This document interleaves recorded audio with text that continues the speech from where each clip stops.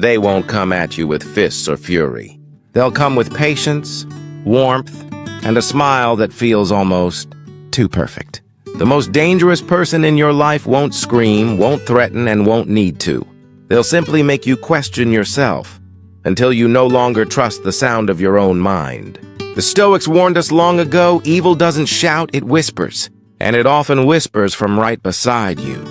The truth is, real danger rarely announces itself. It doesn't slam doors or throw punches. It slips quietly into your world, disguised as kindness, loyalty, and understanding. The kind of person who listens closely, remembers details, and pretends to care until you notice their eyes never truly match their smile. They won't argue. They won't lash out. Instead, they'll begin to reshape your world one subtle move at a time. A suggestion here, a correction there. Until slowly, you stop trusting your instincts and start trusting theirs. That's how manipulation works. It's quiet, patient, and surgical. By the time you realize something is wrong, you're already standing on ground that's been stolen from under you, piece by piece. The Stoics saw this centuries ago. Marcus Aurelius warned that evil rarely appears in its true form. It earns your trust first. It learns your weaknesses. Then it convinces you that the alarm ringing in your chest is nothing more than your imagination. In this video, we're going to uncover 10 silent, almost invisible signs that you're dangerously close to someone who can dismantle you without ever raising their voice. If you're ready to see what others can't, hit like, subscribe to Stoic Training for raw truth without sugarcoating, and drop a 1 in the comments if you want your eyes sharper than their lies. 1. They dilute your reality. Some of the most harmful people won't insult your intelligence or question your sanity outright. That would be too obvious. Instead, they chip away at it quietly. They'll make small, calculated challenges to your memory, your perception, your truth. You'll recall a promise clearly, but they'll swear it never happened. You'll remember a conversation word for word, but they'll insist you misunderstood. At first, you brush it off. After all, everyone forgets things sometimes, right? But over time, a pattern emerges. It's not just occasional confusion, it's strategy. A slow erosion of your confidence. I once knew a man whose business partner used this very tactic. It began subtly, minor changes in contracts, small denials about what was agreed. The man ignored it, blaming poor communication. But months later, he found himself checking every decision, doubting his own memory, seeking reassurance from the same person who caused the confusion. That's the trap. Once you've been conditioned to doubt yourself, they become the only truth you can trust. That's gaslighting. A psychological weapon that doesn't just control your behavior, but rewires your perception of reality. You start to feel unsteady, as if the world beneath you is shifting, and you can't quite tell what's real anymore. Marcus Aurelius said, "If it's not true, don't say it. If it's not right, don't do it." The manipulator's code is the opposite. They thrive in the gray zones where truth can be bent just enough to make you question yourself, but never enough for you to catch them in a lie. And here's the cruelest part. This constant distortion drains you. The exhaustion makes you compliant. And when you're too tired to fight back, control becomes effortless. The Stoic response is simple yet powerful. Root yourself in objective reality. When confusion begins to cloud your mind, bring clarity through facts. Write things down. Every agreement, every promise, every conversation that matters. Keep records not because you're paranoid, but because truth fades easily when you're surrounded by distortion. Take notes after meetings. Summarize what was agreed upon. Rely on what your eyes see, what your ears hear, and what your intuition confirms, unless proven otherwise. The goal isn't to argue them into honesty. The battle is unwinnable. You'll never convince a manipulator to tell the truth. Your real mission is to stay so grounded that their fog can't settle over you. Once you master that, you stop being their target. because clarity is a power they can't control, but manipulation rarely travels alone. Once someone starts bending your sense of reality, the next move is to quietly isolate your perspective, to make you doubt not just what you saw, but how you should feel about it, and that's where the second tactic appears. 2. They never celebrate you fully. Psychologists call it backhanded praise. It's when someone appears to compliment you, but slips in a quiet poison behind the words. On the surface, it sounds supportive. You did great on that project. For someone like you. Wow, you've lost weight.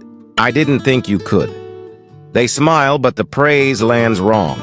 There's always a shadow behind it, a tiny word, a tone, a but, that steals the joy from your success. At first, you might brush it off.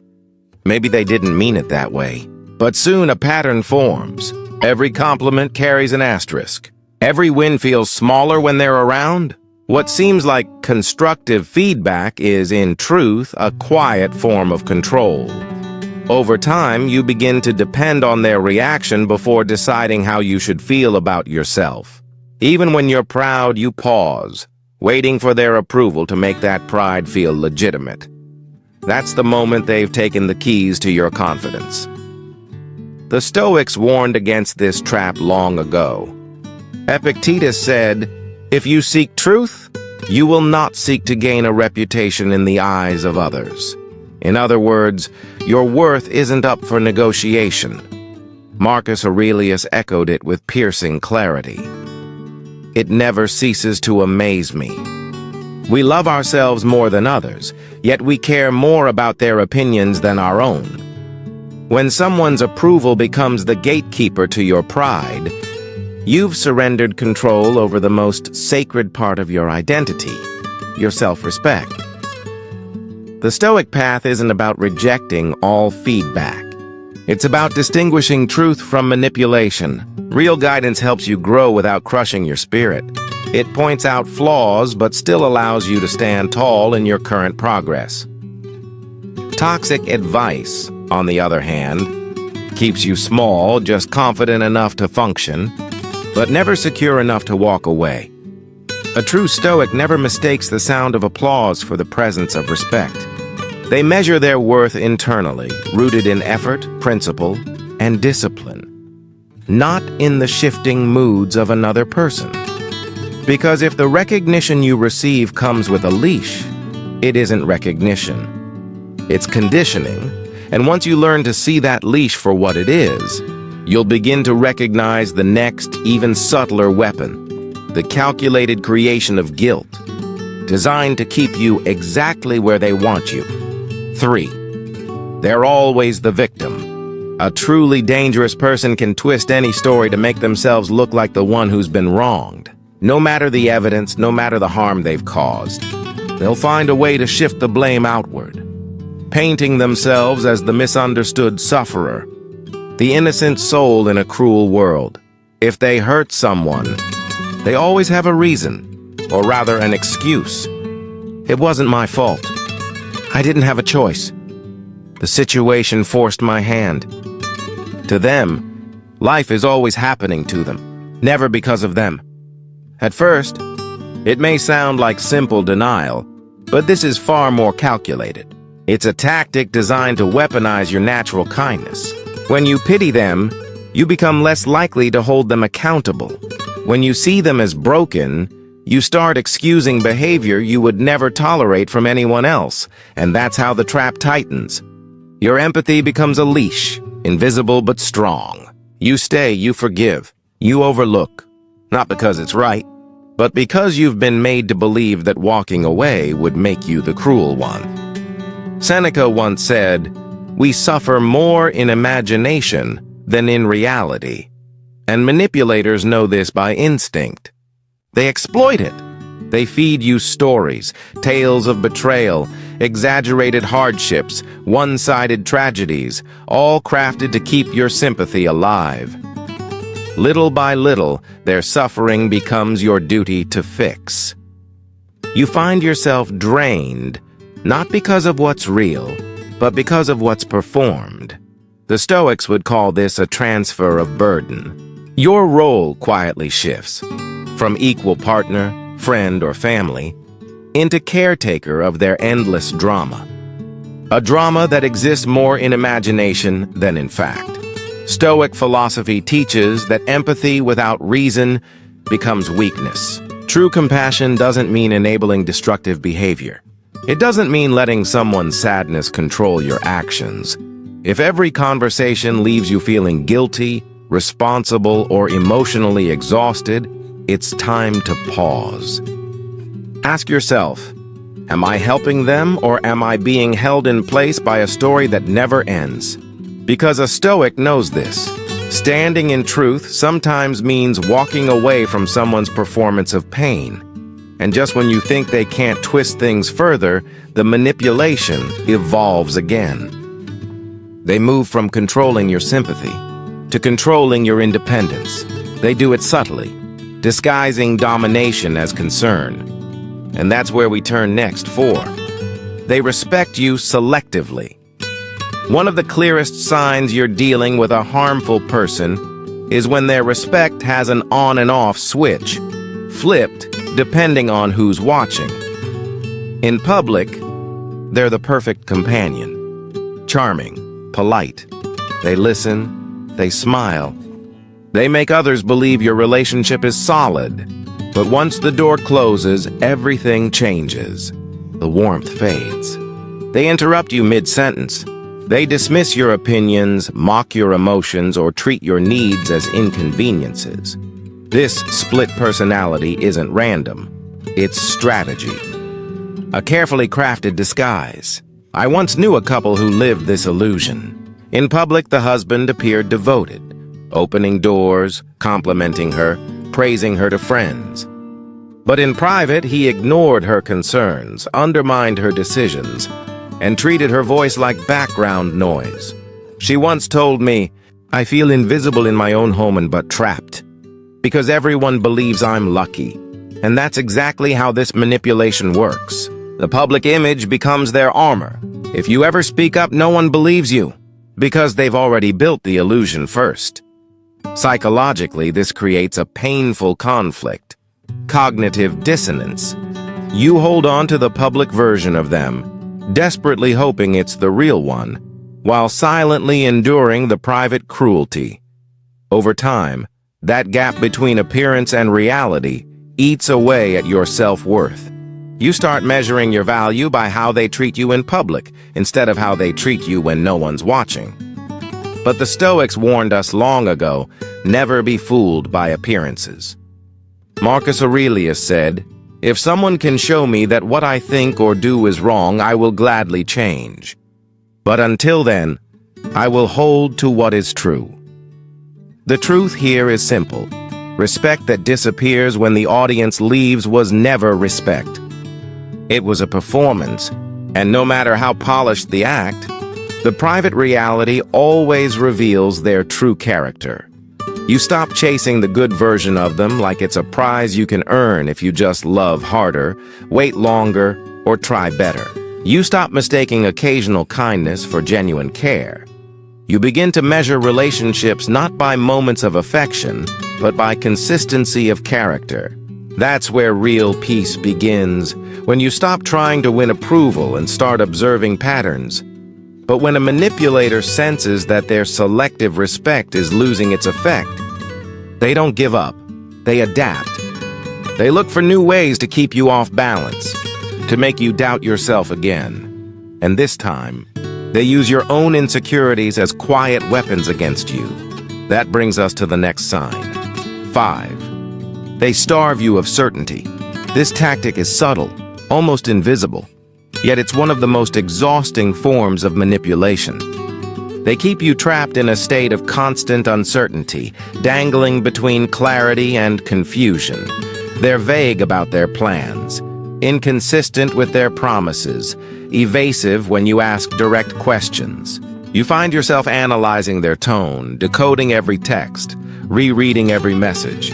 You start filling in the blanks with assumptions, trying to guess what they really mean. And here's the truth. It's not bad communication. It's strategy. The confusion is intentional. It's how they keep you mentally tethered, waiting for clarity, for affection, for that moment when everything will finally make sense. From a psychological standpoint, this is known as intermittent reinforcement, the same principle that makes gambling addictive. By giving you rare moments of affection or reassurance amid long stretches of silence and doubt, they condition your mind to tolerate uncertainty. You become addicted to the hope of another small reward. Over time, you don't even realize it, but your emotions start to orbit around their moods. You find yourself chasing their approval, rearranging your life to avoid upsetting them, constantly guessing what version of them you'll meet that day. And that's how control is built. Quietly, gradually, invisibly. The Stoics understood this trap well. Epictetus taught that clarity is freedom, and no one can live well if their peace depends on another person's unpredictable behavior. If someone truly values you, they don't keep you guessing. They speak the truth, plainly, directly, even when it's uncomfortable. When someone starves you of certainty, your life stops being your own. You stop living proactively and start reacting, constantly adjusting your choices, your schedule, even your principles, just to fit into the unstable world they create. That's why the damage runs so deep. They're not just controlling your present. They're stealing your future, because you can't build anything lasting on uncertainty. The Stoic solution is simple, though rarely easy. Refuse to live in prolonged ambiguity. When answers are consistently withheld, recognize that silence is an answer in itself. People who care about you don't keep you in confusion. They don't let the ground beneath you keep shifting. They offer clarity, not because they fear losing you, but because they want you to stand strong.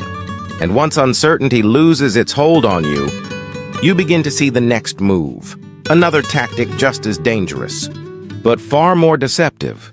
They start disguising criticism as concern. It's subtle, calculated, and it slips under your guard.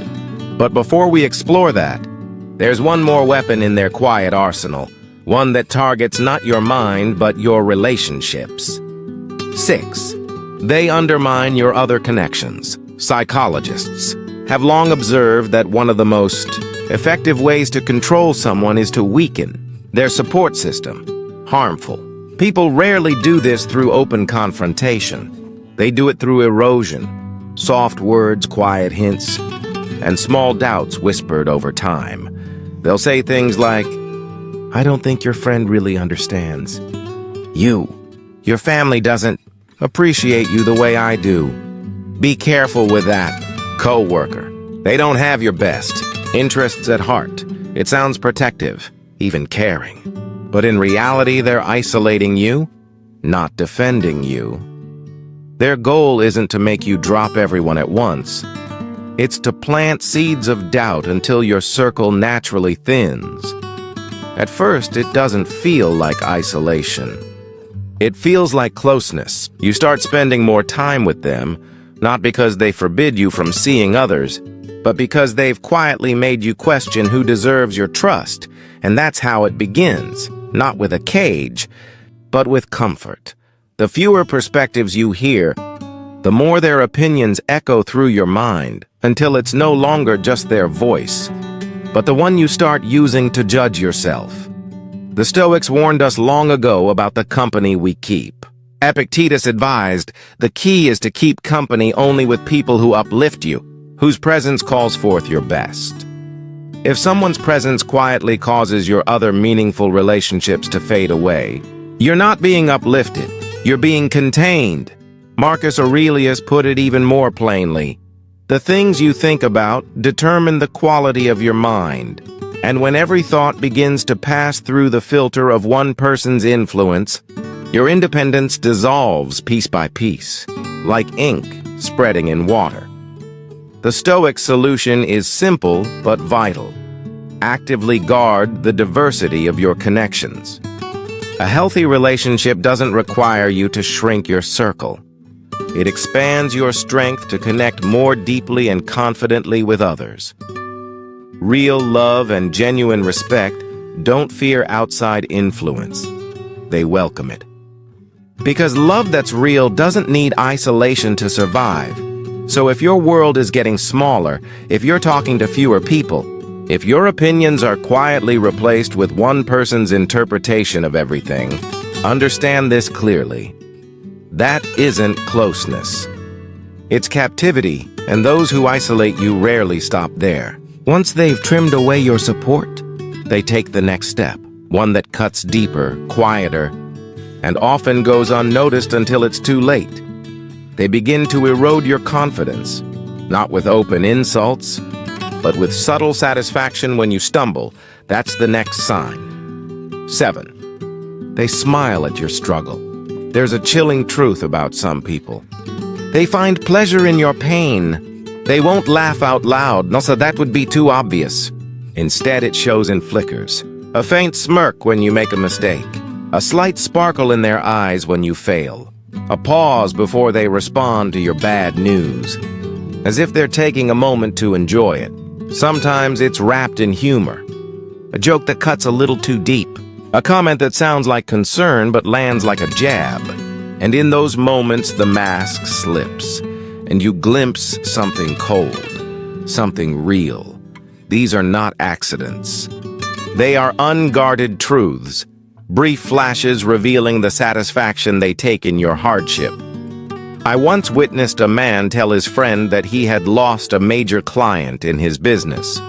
Instead of empathy, the friend leaned back, smiled faintly, and said, "Well, maybe this will finally teach you not to be so confident." That single sentence said it all. It wasn't advice. It was a celebration disguised as concern. And while betrayal eventually fades, the realization that someone enjoyed your suffering leaves a far deeper wound, one that lingers in silence. From a psychological perspective, this behavior is rooted in envy and insecurity. Your success threatens them, so your struggles become their moment of relief, proof that you're not as untouchable as they feared. By finding comfort in your pain, they temporarily feel powerful again. Your loss becomes their reassurance. But Marcus Aurelius offered a timeless solution, one that turns pain into peace. If you are distressed by anything external, the pain is not due to the thing itself, but to your estimate of it. The Stoic response isn't to confront or change such people. You can't remove malice from another's heart, but you can stand so firmly in your own composure that their secret satisfaction loses all meaning. When you stop reacting, you deny them the victory they crave. Recognizing this pattern is crucial, because people who smile at your struggle rarely stop there. The next tactic they use is even more insidious. They begin undermining your goals and progress, all while pretending to help. That's the next warning sign we'll uncover. 8. They keep score. One of the most corrosive traits in a manipulative person is their inability to give without expecting something in return. On the surface, they appear generous, offering help, doing favors, showing up when you need them most. They'll lend a hand, a ride, a listening ear, and at first it feels like genuine support. You start to think, maybe they really care. But what you don't see is the invisible ledger they're keeping. Every favor, every act of kindness, every little gesture is marked down, not in a notebook, but in their mind. And one day, when it benefits them most, they'll collect. That's when you'll hear phrases like, "After everything I've done for you, you owe me this. You wouldn't even be here if it weren't for me." Suddenly, what looked like generosity was never free. It was a transaction disguised as kindness. The Stoics warned us about this kind of false giving. Epictetus said, "A gift ceases to be a gift if it is given for the sake of return." True generosity ends the moment the gift leaves your hands.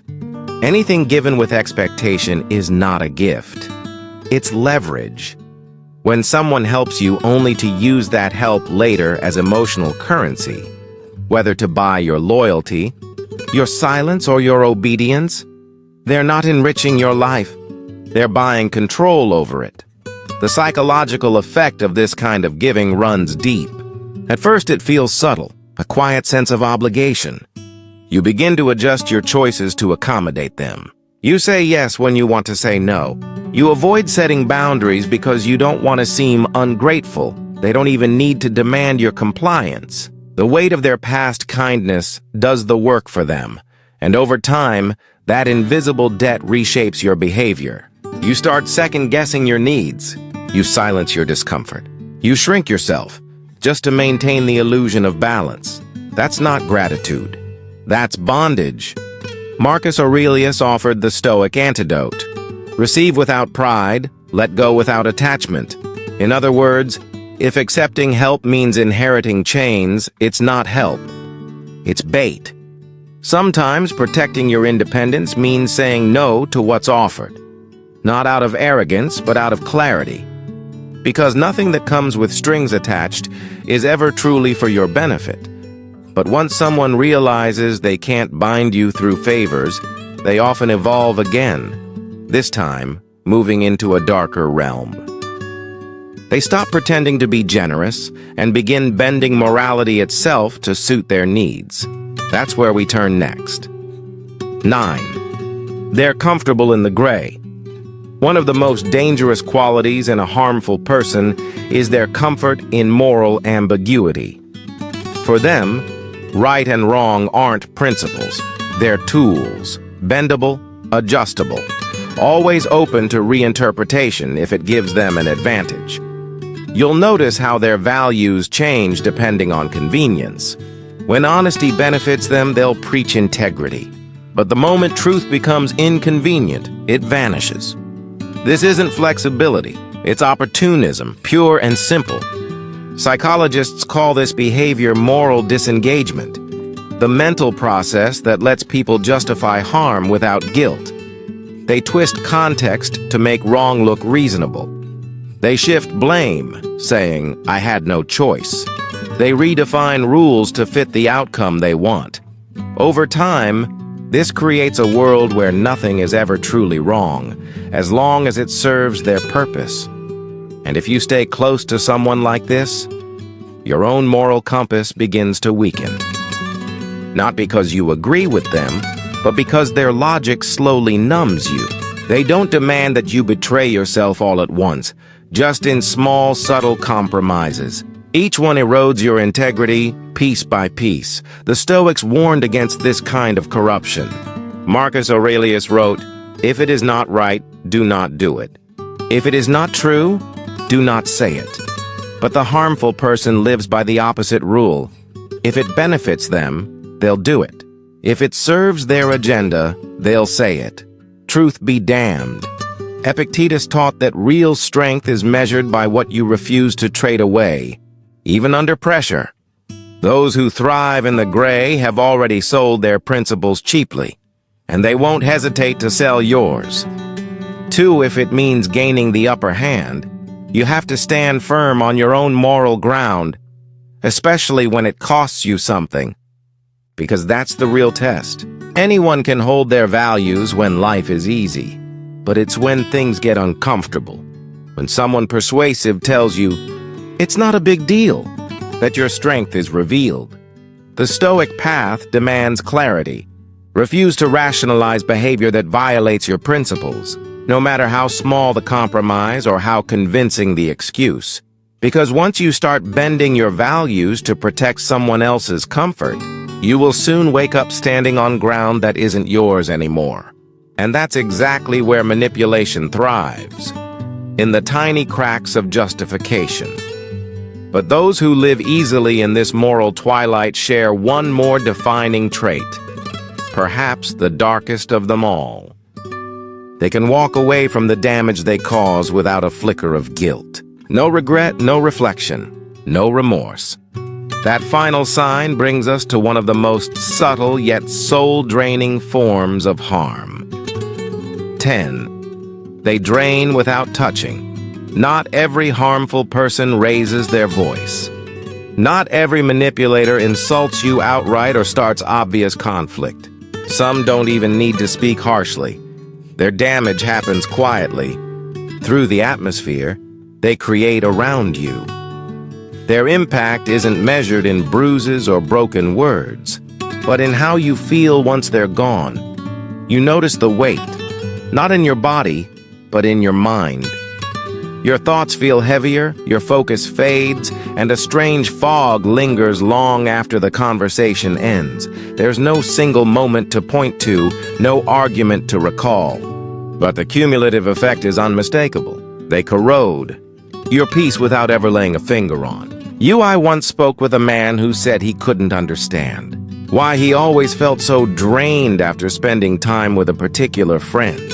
There were no fights, no criticism, no obvious tension, just subtle things, slight interruptions, comparisons disguised as jokes, and small shifts in tone that made him question himself.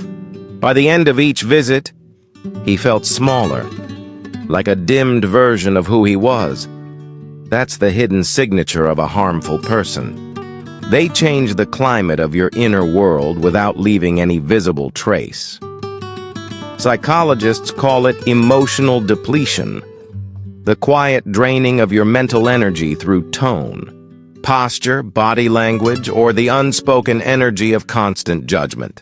It's why you can leave certain conversations feeling exhausted even though nothing happened. The real danger is that you start blaming yourself for it, thinking, maybe it's just my mood, maybe I'm overreacting, but you're not. You're responding to an energy that is quietly reshaping your emotional state. Marcus Aurelius understood this centuries ago when he wrote, "The happiness of your life depends on the quality of your thoughts. And if someone's presence consistently muddies your thoughts, they're not safe to keep close, no matter how polite, charming, or well-intentioned they seem." The Stoic solution is simple yet powerful. Guard your mind as fiercely as you guard your home. Not everyone deserves entry, and not every guest deserves to stay. If you consistently feel worse after someone leaves, that is all the proof you need. You don't owe them confrontation, explanation, or permission. You owe yourself peace over erosion. Understanding these 10 quiet signs isn't just about spotting harmful people. It's about reclaiming the clarity and strength they've tried to take from you. Because the greatest danger isn't being hurt once. It's being slowly conditioned to see that hurt as normal. That's how toxic people win. Not through one big betrayal, but through steady, silent erosion until you forget what peace even feels like. A Stoic knows the first duty is to guard the mind. You don't wait for undeniable proof. You don't gamble on the hope that they'll change. You recognize the signs, and you step back before their chaos becomes your climate. Because every day you stay close to someone like this, you're teaching yourself to survive in a smaller, darker world. If this opened your eyes, hit like. And subscribe to Life Through Stoicism for more truth without the sugarcoating. And drop a 1 in the comments if you're choosing to protect your peace, starting today. Harmful people will always exist, but only you can decide how close they get to your soul. And that decision, made with clarity, and it changes everything.